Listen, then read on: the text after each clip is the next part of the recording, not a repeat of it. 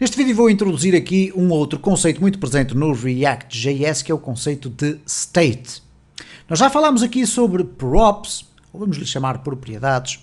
Vamos falar aqui sobre o state e depois iremos, no próximo vídeo, ver a principal diferença entre o state e as props.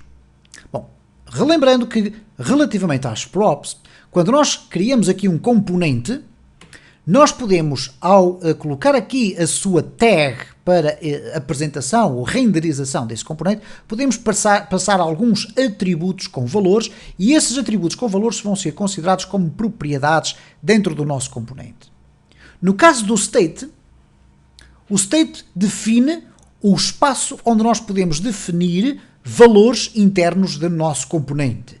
E esses valores são possíveis de ser alterados de forma dinâmica. Bom, vamos aqui a um exemplo.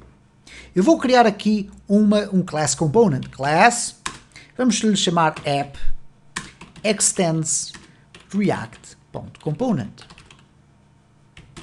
Sabemos que estes nossos componentes têm que ter pelo menos um método designado por render. E o render vai fazer um return do nosso JSX. Vamos colocar aqui um div, vamos colocar aqui dois parágrafos.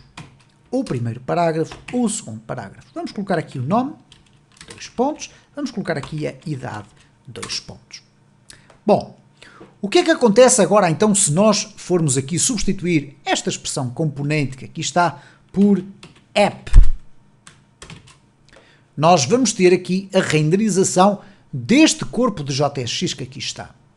Como é que funciona então o state aqui dentro? Bom, vamos imaginar o state como sendo isto. E reparem que vou escrever pseudocódigo. Eu poderia ter aqui uma propriedade interna, que não é uma prop, ok? É uma variável interna chamada nome, igual a João, atenção que é pseudocódigo, e depois ter aqui apelido, ou melhor, idade, é igual a, por exemplo, 45, ok?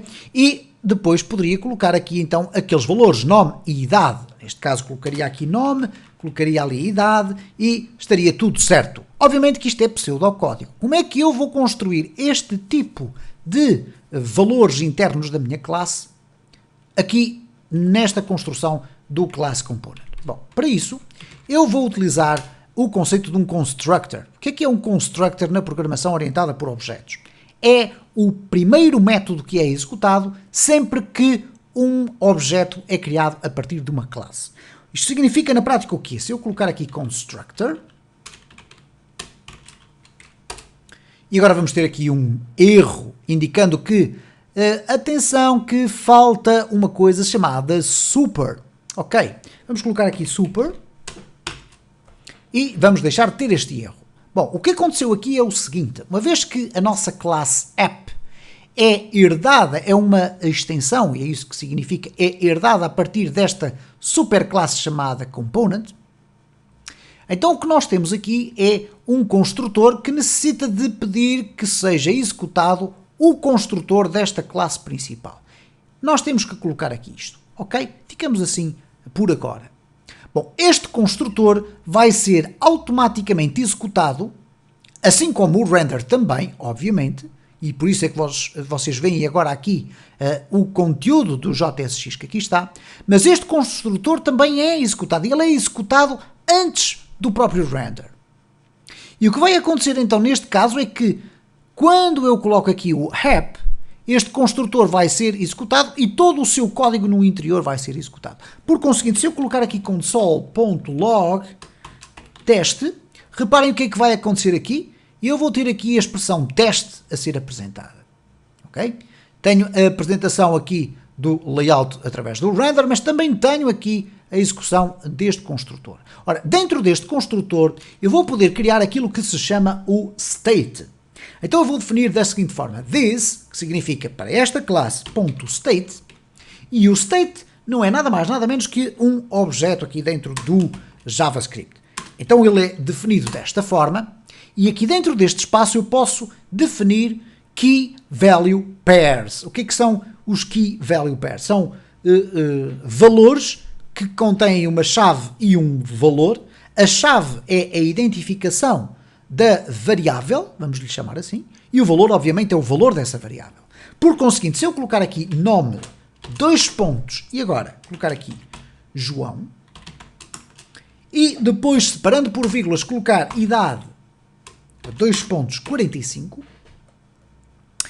eu vou poder agora chegar aqui e pedir para que sejam apresentados estes valores. Como é que eu chego a esses valores? Bom, vou abrir aqui um espaço no meu JSX para poder dizer this.state.nome, okay? E reparem como o nome já vai aparecer, e aqui embaixo eu vou poder colocar o this.state.idade. Okay? Vamos verificar se ele aparece e cá está. Temos ali então nome e idade. Como vocês podem observar, aqui nós temos this.state e depois o pacote de variáveis internas do nosso construtor que nós depois podemos utilizar desta forma. E reparem que isto tem muito de semelhante com as propriedades, porque vamos aqui apenas terminar o vídeo com este pequeno exemplo. Se eu colocar aqui o apelido igual a Ribeiro, como é que eu vou chegar à utilização desta propriedade no interior da minha app? Uma vez que estamos a trabalhar com um class component, nós vamos ter a oportunidade de chegar a ele da seguinte forma. Este valor já está implicitamente dentro da nossa classe. Não há aqui nenhuma configuração específica a dizer, ok, é preciso preparar a chegada deste valor apelido. Eu posso utilizá-lo de uma forma muito semelhante à do state. Então eu vou colocar this, mas agora vou colocar props.apelido. E vamos verificar então o que é que vai acontecer. Reparem, João é isto que aqui está, vem do state, mas Ribeiro vem da prop. Ok? Bom, eu não vou adiantar muito mais sobre isto neste vídeo. No próximo vídeo desta série vamos ver a principal diferença entre uma prop e o state.